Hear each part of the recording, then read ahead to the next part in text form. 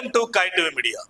తెలంగాణ జాగృతి అధ్యక్షురాలు కల్వకుంట్ల కవితకు సంబంధించిన వాహనాలపై పెద్ద సంఖ్యలో ట్రాఫిక్ చలాన్లు నమోదైన విషయం తాజాగా చర్చనీయాంశంగా మారింది.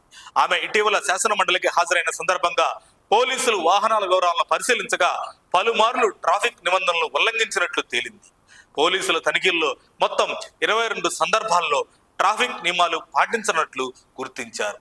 కవిత ఉపయోగిస్తున్న మెర్సిడెస్ బెంజ్ కారుపై 6 చలాన్లు పెండింగ్ ఉండగా మరో లెక్సస్ 450D వాహనంపై 16 చలాన్లు ఉన్నట్లు అధికారులు వెల్లడించారు. ఈ 2 వాహనాలకు కలిపి సుమారు 17,770 రూపాయల జరిమానా బాకీ ఉన్నట్లు సమాచారం. ఈ చలాన్లు ఎక్కువగా over speeding, fancy number plate వినియోగం వంటి కారణాల వల్ల విధించినవిగా పోలీసులు తెలిపారు. నిజామాబాద్, కరీంనగర్, మెదక్, కామారెడ్డి, సిద్దిపేట జిల్లాల్లో ఈ ఉల్లంఘనలు అధికంగా నమోదైనట్లు పోలీసులు వెల్లడించారు.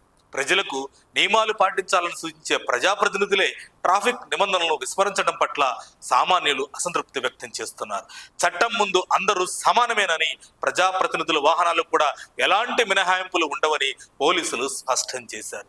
ఈ వ్యవహారం రాజకీయ వర్గాల్లోనూ చర్చకు దారితీయగా సోషల్ మీడియాలో చట్ట ప్రకారం చర్యలు తీసుకోవాలంటూ పలువురు అభిప్రాయాలు వ్యక్తం చేస్తున్నారు. మరిన్ని అప్డేట్స్ కోసం మా కాయ్ టీవీని సబ్స్క్రైబ్ చేసుకోండి. మా వీడియో కనుక మీకు నచ్చినట్లయితే లైక్ చేయండి, షేర్ చేయండి. మీ విలువైన అభిప్రాయాలను కామెంట్ బాక్స్లో తెలియజేయండి.